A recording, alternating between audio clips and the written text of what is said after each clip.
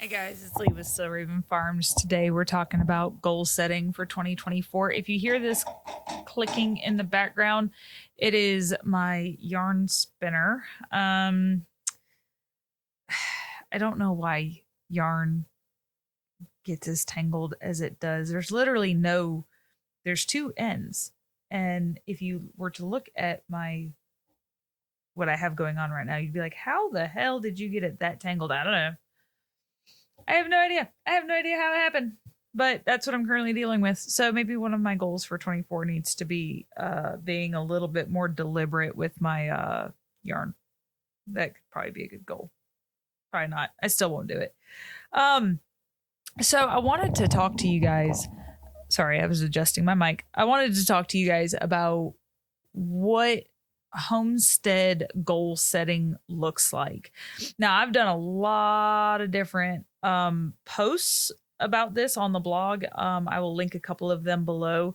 But to kind of put a fine point on it, you should absolutely always 100% of the time have goals set for your homestead. Okay, that should not even be a question. You should absolutely have goals for your homestead.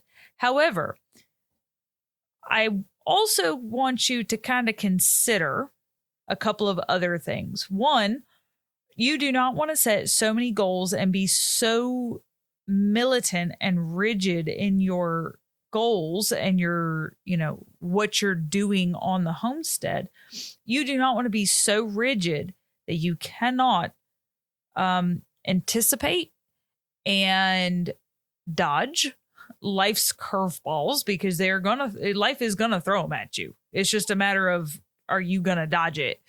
And so I kind of want to tell you the story about what happened with Miss Jade. How in the world did you get tangled up like that? Literally, like, I don't even know what just happened. So anyways, I have a blog post called Semper Gumby. And if you were military, or if you had a loved one in the military, you know what Semper Gumby means. It's always flexible. And homesteading is, I don't know that there is a more appropriate term that has been created, not for homesteading, but perfectly embodies homesteading than Semper Gumby, because it is absolutely, it's one of those things where you should absolutely have goals, and you should absolutely, have this, finish line in the distance and all that stuff. You should absolutely have it, but you should also have the flexibility, the grace, and the kindness to know when to say, I'm beat. Right? Now, nobody ever wants to admit that they're beat, but at the same time, you kind of have to walk into some of this stuff knowing that you ain't gonna get it done. To give you an example, it was actually this year. One of my goats, Miss Jade, she decided that she was going to have her babies, and she was about a week early, I would say, maybe a little bit more than that. I was not expecting her to have babies that day. And I was, rocking out. I was getting, breakfast burritos made and, frozen and all of the things. I was getting everything ready to go, right? Because I knew that we were going to have a couple of really busy months ahead, and I knew that this would just make my life easier, right? So I was, frying bacon and cooking sausage and eggs and getting everything ready so that I could literally just package these things up, throw them in the freezer, and I was going to be done for the day. That was my chore for the day. Obviously besides like laundry and all that stuff, like we were having breakfast for dinner. That's how easy we made that, right? So I got a load of laundry. I got it to a stopping point and I heard the laundry dang and I was like, all right, cool. I'm going to go, put the laundry on the clothesline. And I'm out there putting laundry on the clothesline. Everything's cool. And I hear this goat scream. And it is not a normal goat scream. If you've had goats, you know the scream I'm talking about. It was Jade. And Jade has a very distinctive voice. She sounds very whiny when she meh, meh. That's what she sounds like. But she was screaming. And I looked over at Jared, who was outside. I don't remember what he was doing. But he was outside too. And I threw down whatever was in my hands, whatever article of clothing was in my hands. And I literally sprinted to the goat pen because I knew there was something wrong. And I go in there and she has a baby that's trying to come out. And she is just like completely freaked out. It's her first baby. She has no idea what's going on. And so, Jared, who is hot on my tails, but, further behind me, I yelled for him to go get the birthing box and, all of that stuff so that, we could help her because she was, again, very confused, didn't know what was going on. And so he runs to the house, gets the box, tells the boys, hey, get mom some towels, blah, blah, blah, blah, blah. And the boys come running out. Is everything okay? What is going on? And I said, yeah, everything's fine. But Jade's, got a baby. And so out comes, I have to pull Onyx. So out comes Onyx. And then she wanders off. Doesn't even look at him again. Just, weird. Okay. And walks off. So then, Jade walks over to Jared because that is Jared's goat. Jade and Sapphire absolutely love him, which is cool because I love him too. I get it. And he is, loving on her, all the things. I'm, drying off the baby. And he says, babe. And I'm like, what? I'm busy. What do you want? And he goes, there's something else coming out. And I look over and sure as shit, there's another baby coming. And I'm like, well, catch it. What do you want me to do? Catch the baby. I'm busy with this one. And so he manages to catch the baby and he pulls her out and he goes, the sack is still intact. What do I do? And I said, puncture it. That baby can't breathe. Puncture the sack. And so he does that and, he starts working to get the baby's, his baby dried off and, he's got a little blue-eyed girl and that was Amy. And so we had Amethyst and Onyx from Jade, whose mom's name was Ruby. So everything's good, cleaning the babies up. She's, trying to figure out what the hell is going on. She's very clueless. And get done. I'm covered in birthing fluids and mud and goat poop and all sorts of stuff because I was, kneeling in the ground or on the ground, helping her deliver this baby. And our neighbor turned around and I think that was the day that he brought no, that wasn't that day.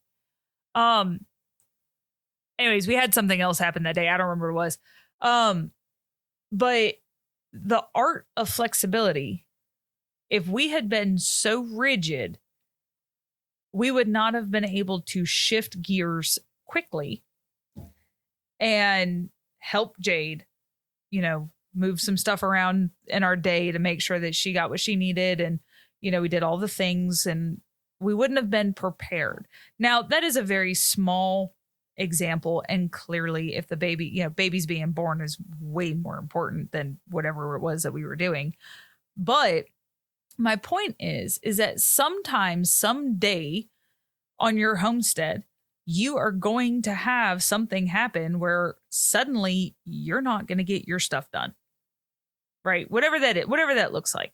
Another example is Jared had asked our neighbor to borrow their log splitter because ours wasn't, I don't know what was wrong with ours, but he asked the neighbor to borrow the log splitter. And the neighbor was like, yeah, man, no worries. I'll get it over to you. I'm still using it. And Jared's like, not a problem. We've got plenty of wood for right now, but we're going to need it within about a month or so. So, whatever they said. And our log splitter at the time was much smaller. It was electric.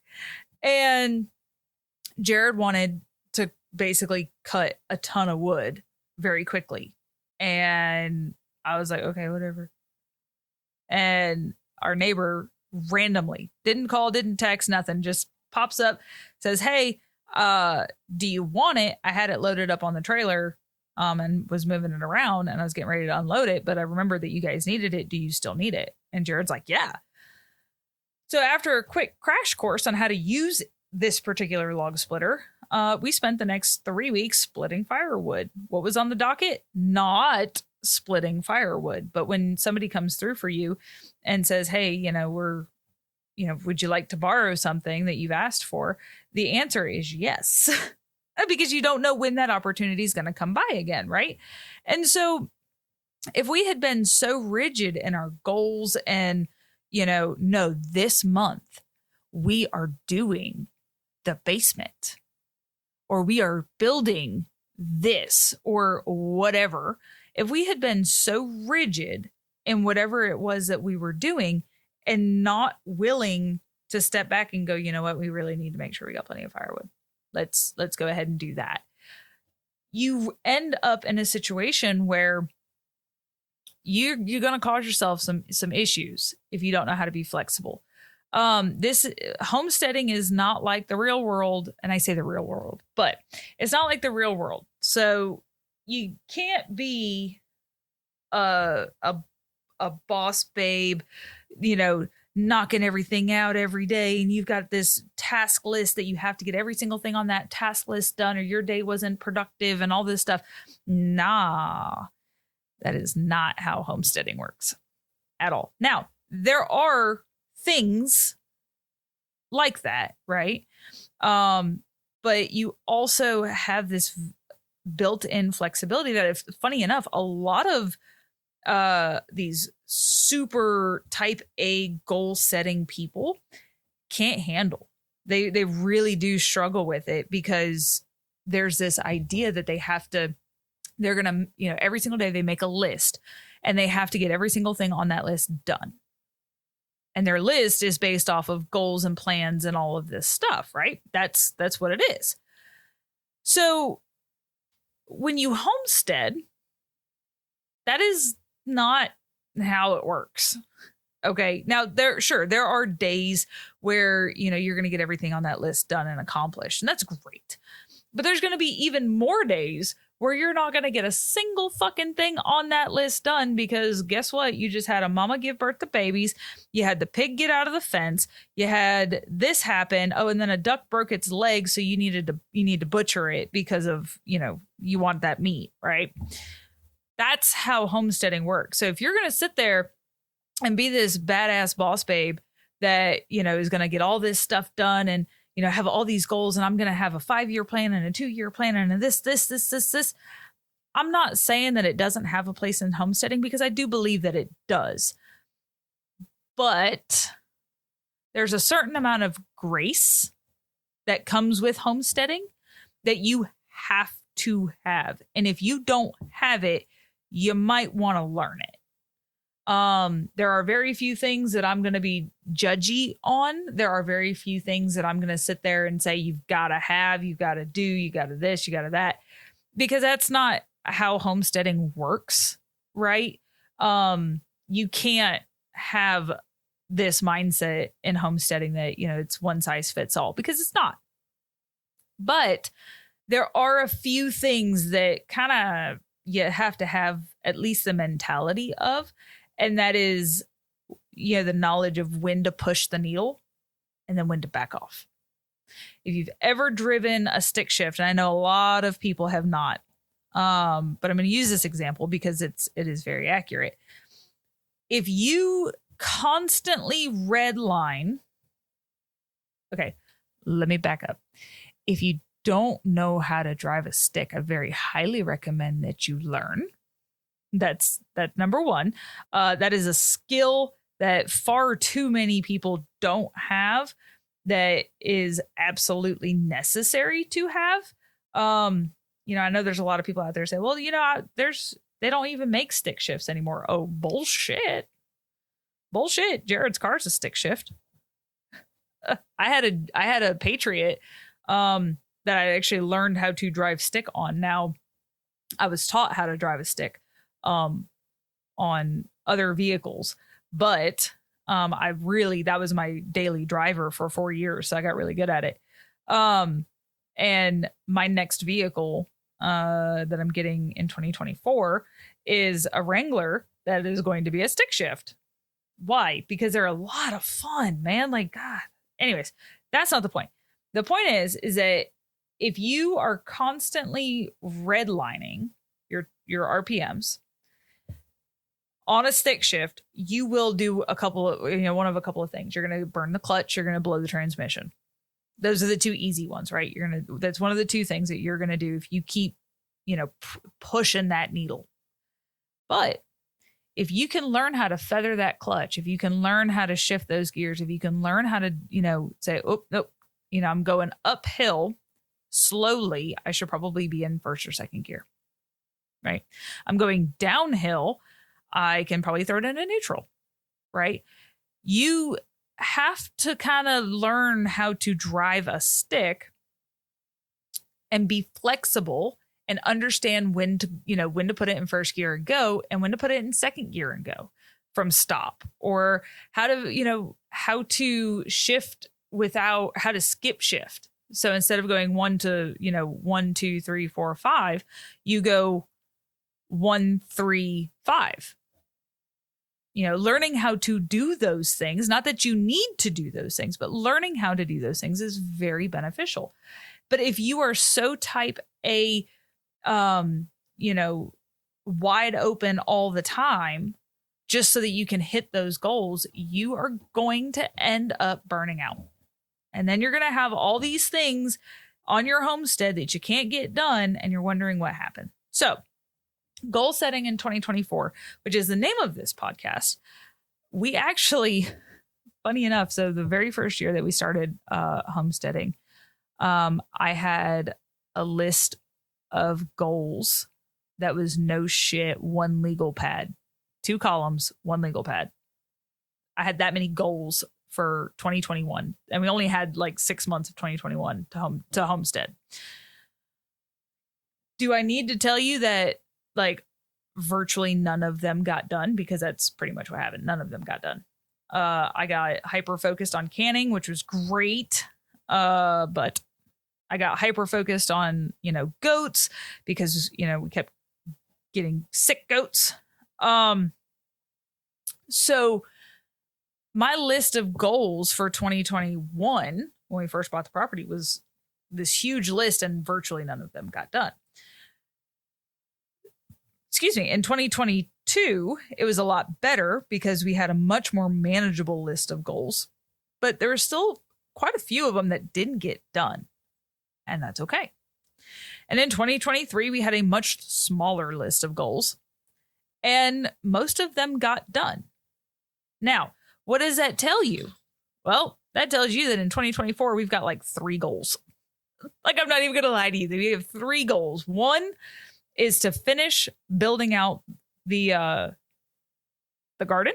So I've talked in previous episodes about how we are giving the big garden a complete overhaul and facelift. Like, the whole thing's getting torn out. Raised beds are getting put in. Like, we are going through it. And that's really the only goal that we have for 2024. That's it. Everything else is just bonus. Now, we do have a list of things that we want to get done. So setting realistic goals for yourself when you're dealing with homesteading is really important, because while you may think that you can hit all of these great, huge, big goals. And maybe you can, but maybe you can't. When you sit down and you write out a goal list that is literally 30 lines long, you have to understand that you may not hit all of those. And you have to understand that that's okay, because you're going to run into problems that you didn't realize were going to be problems, right? For example, Jade delivered her babies almost a whole week early. Nobody was expecting that.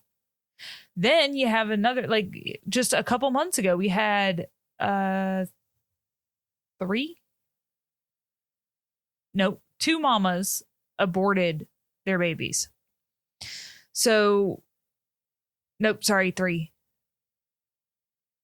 2 for sure. I don't remember. We had 2 mamas abort their babies. One right after the other. And so, no, it was 3. Because we had a third one, and it was, I think it was Jade. So Jade and Sapphire and then Ursula all aborted their babies. And so you have to deal with that.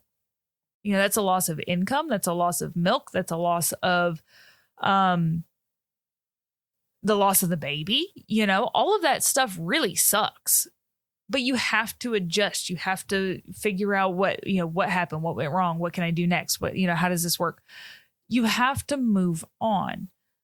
And, one of the big things that Jared and I have really embraced from 2022, we've done it in 2023, and we will continue to do it forever, is plan, execute, replan.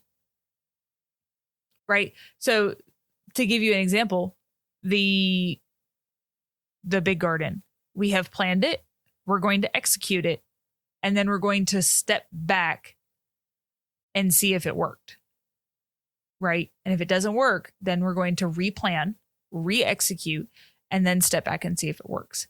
And then we're going to do it again and again and again until we dial in exactly what works and what doesn't work. And when you do things like that, you walk into it knowing that you're going to do the very best you can to make sure that this, whatever this is, works. But also understanding that it's probably not going to work right the first time, and you're probably going to have to step back and replan.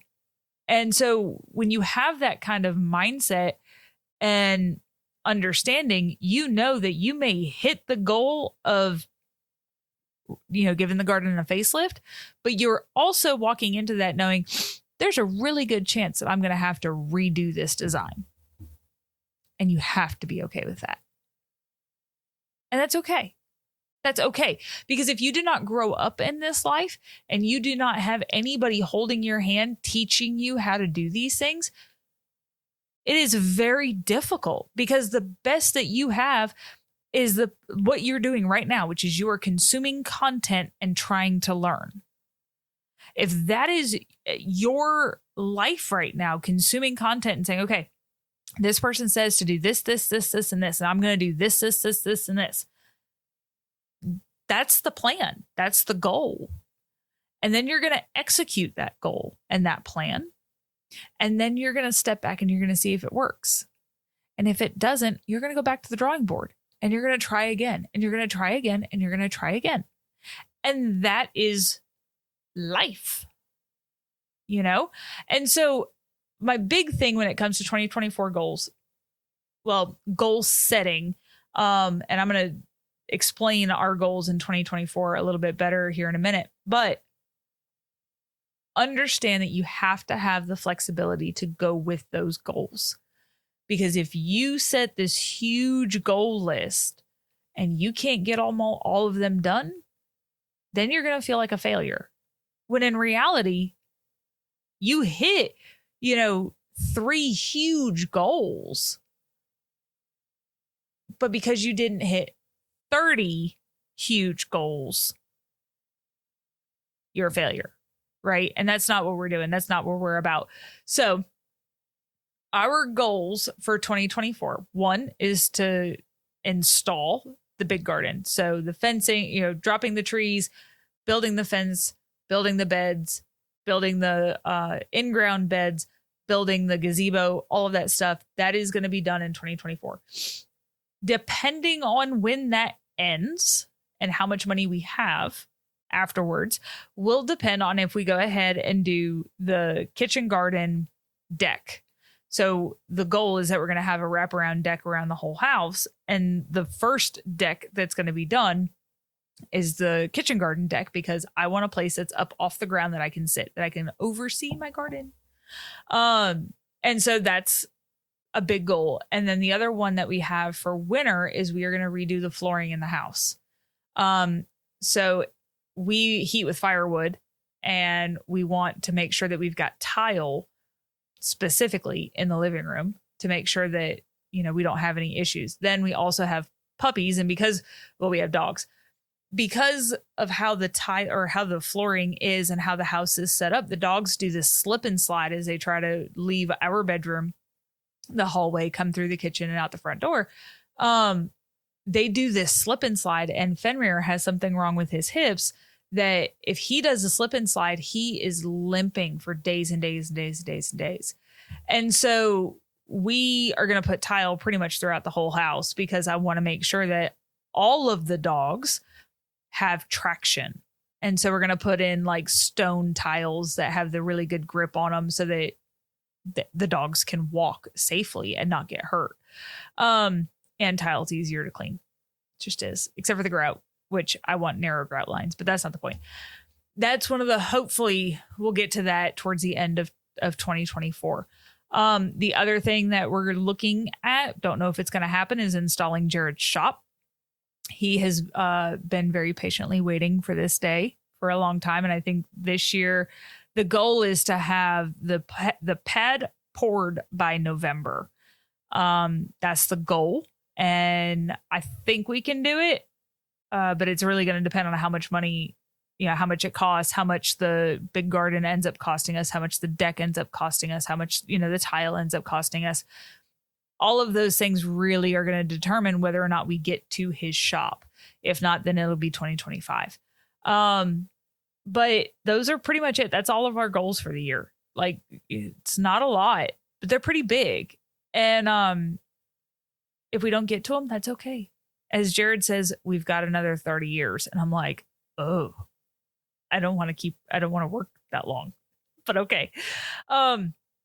So like I said, understand that, you know, your goal list does not need to be full of heavy hitters. If you can get one big heavy hitter done in a year on a homestead, you're doing pretty good. Take your time, make sure you do it right. Remember to be able to switch gears and skip gears if you need to, but also keep it in low gear if that's what you need right now too. So I hope you guys have a good rest of your day. I'm going to go ahead and sign off. Make sure you hit that like button, that subscribe button, and I will talk to you guys later.